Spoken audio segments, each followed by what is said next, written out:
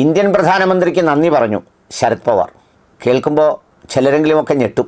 കാരണം ചെറിയ ഭൂരിപക്ഷത്തിൽ മാത്രം അങ്ങോട്ടും ഇങ്ങോട്ടും തൂങ്ങിയിരിക്കുന്ന കാലത്ത് അങ്ങനെ നന്ദി പറഞ്ഞതിൻ്റെ അർത്ഥമെന്താണ് എന്നൊക്കെ ആർക്കും തോന്നിപ്പോവും. ഉദ്ധവ് താക്കറെ തനിച്ച് മത്സരിക്കാൻ പോകുന്നു എന്നൊക്കെയുള്ള വാർത്ത കണ്ടപ്പോഴും ഒരുപാട് ജനാധിപത്യ വിശ്വാസികളുടെ മനസ്സിൽ ആശങ്ക തോന്നിയിട്ടുണ്ടായിരുന്നു. അതേ ആശങ്കയോടെയാണ് ഞാനും ഈ തലക്കെട്ട് വായിച്ചത്. പക്ഷേ താഴോട്ട് ചെന്നപ്പോഴാണ് കഥയുടെ രൂപവും ഭാവവും അറിയുന്നത്.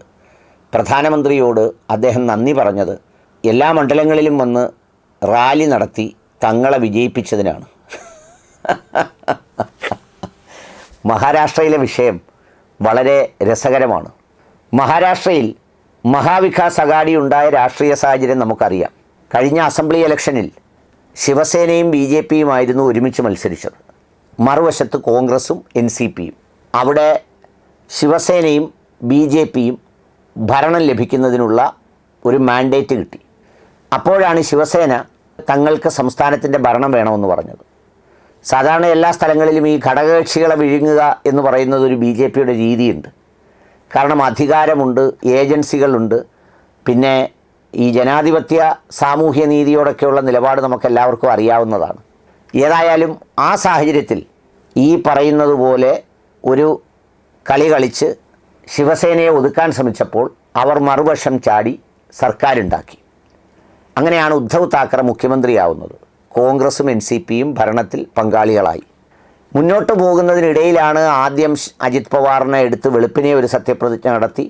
പിന്നീട് കോടതിയിൽ പോയപ്പോൾ അത് റദ്ദാക്കി അജിത് പവാർ തിരിച്ചു വന്നു. വീണ്ടും പഠനം മുന്നോട്ട് പോകുന്നതിനിടയിലാണ് നമ്മുടെ ഏകനാഥ് ഷിൻഡെയെ തപ്പിക്കൊണ്ടുപോയി പുതിയൊരു സർക്കാരുണ്ടാക്കി. NCPയിലെ അജിത് പവാറിനെ അടർത്തിയെടുത്ത് മറ്റൊരു സംഗതി ഉണ്ടാക്കി. പ്രഫുൽ പട്ടേലിനെ കൊണ്ടുപോയി വേറൊരു സംഗതിയിൽ ലയിപ്പിച്ചു. ഇവരെല്ലാം അവിടേക്ക് ചെന്നതോടുകൂടി അജിത് പവാറിൻ്റെ 500 കോടിയുടെ കേസും പ്രഫുൽ പട്ടേലിൻ്റെ 1000 കോടിയുടെ കേസുമൊക്കെ EDയും CBIയും ഒക്കെ വൈറ്റ് വാഷ് ചെയ്ത് അങ്ങനെ മുന്നോട്ട് പോകുമായിരുന്നു. എന്നിട്ട് ശിവസേനയെ പുലർത്തി അവർക്ക് വേറെ നൽകി, ഇങ്ങനെ നൽകി എല്ലാ കളികളും കളിച്ചു. എന്നാൽ കഴിഞ്ഞ ദിവസം മഹാവികാസ് അഘാഡിയുടെ ഉദ്ധവ് താക്കറെയും ശരത് പവാറും ഒക്കെ ചേർന്ന് നടത്തിയ പത്രസമ്മേളനത്തിലാണ് ഇന്ത്യ കണ്ട വളരെ പരിണിതപ്രജ്ഞനായ രാഷ്ട്രീയ നേതാവ് കൂടിയായ ശരത് പവാർ പറഞ്ഞത്, ഇന്ത്യൻ പ്രധാനമന്ത്രിക്ക് ഞാൻ അഭിനന്ദനം അർപ്പിക്കുന്നു. കാരണം അഭിനന്ദനം അർപ്പിക്കാതിരിക്കാനാവില്ല.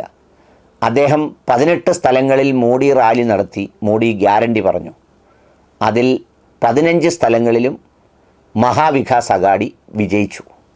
അങ്ങനെ ഞങ്ങളുടെ സ്ഥലത്ത് വന്ന് റാലി നടത്തി ഞങ്ങൾക്ക് അനുകൂലമായ ഒരു രാഷ്ട്രീയ സാഹചര്യം ഉണ്ടാക്കി തന്നതിന് അങ്ങയോട് നന്ദി പറയുന്നു എന്നാണ് ശരത് പവാർ പറഞ്ഞത്.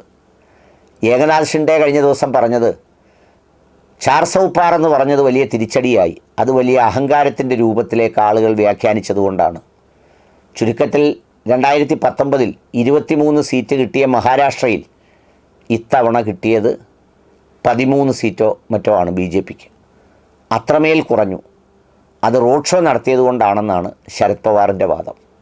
ഏതായാലും മഹാരാഷ്ട്രയിൽ ഉടൻ തന്നെ അസംബ്ലി തെരഞ്ഞെടുപ്പിന് കൂടി സമയമാകുന്നതുകൊണ്ട് വളരെ വിചിത്രമായ രാഷ്ട്രീയ നീക്കങ്ങൾക്ക് മഹാരാഷ്ട്ര ഇനി വരും ദിവസങ്ങളിൽ സാക്ഷ്യം വഹിക്കും.